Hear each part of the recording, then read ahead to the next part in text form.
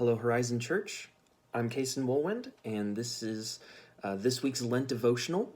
It's out of John 9, 1 through 12, the healing of the man born blind. As Jesus passed by, he saw a man who had been blind from birth, and his disciples asked him, "Rabbi, who sinned, this man or his parents, that he would be born blind?"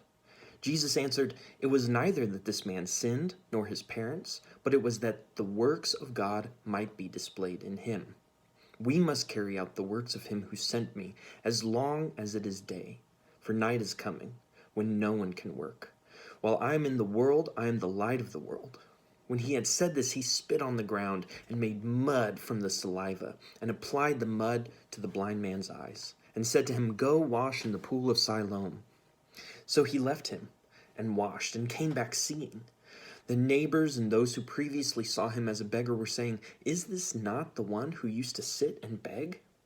Others were saying, This is him." And still others were saying, "No, he's just like him." The man kept saying, "I am the one."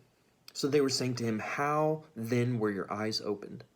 He answered, "The man who is called Jesus made mud and spread it on my eyes, and said to me, 'Go to Siloam and wash.' So I went away and washed, and then I received my sight." They said to him, "Where is he?" And he said, "I do not know."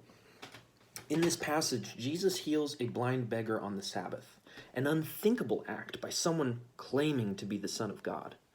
On the Sabbath, you can do no work, or else you sin. And no sinner can heal by the power of God, because God doesn't listen to sinners. That's something explained in the passage by the Pharisees later on. The implication of this story is that for Jesus, healing is not work. By spitting in the mud, he performs an act of charity and love towards an outsider without any effort.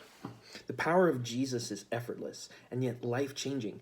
Even his saliva exudes God's power and life. Now, when I read this story, I like to imagine how much mud you'd need to cover someone's eyes completely. This makes me think Jesus was really, building up a few big loogies into the dirt, mixing it around, getting it all on his hands and scooping it up and putting it on the guy's eyes. And that's really gross to me, but pretty funny too. I know that you're probably questioning, how could that be hospitality? How could that be such a grand visual of Jesus? But really, for Jesus to provide life from a physical part of himself, his own saliva, that's something typically reserved for the sacraments like communion. This is my body, this is my blood. And here's Jesus imparting healing to a man left by the wayside by his own water, his own saliva. Even by doing a little thing, Jesus changes the life of a man with no hope. It is the little act of kindness here that Jesus uses to be restoration to the beggar and all those in the town who might question the power of the Lord. This miracle is a display of the authority of God given to Jesus to redeem and bless. Now, as modern believers, it's our job to continue the hospitality of Jesus and emulate his heart towards the broken and disenfranchised.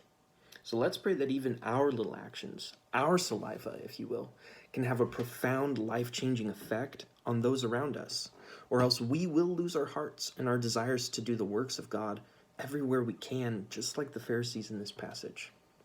Thanks, Horizon.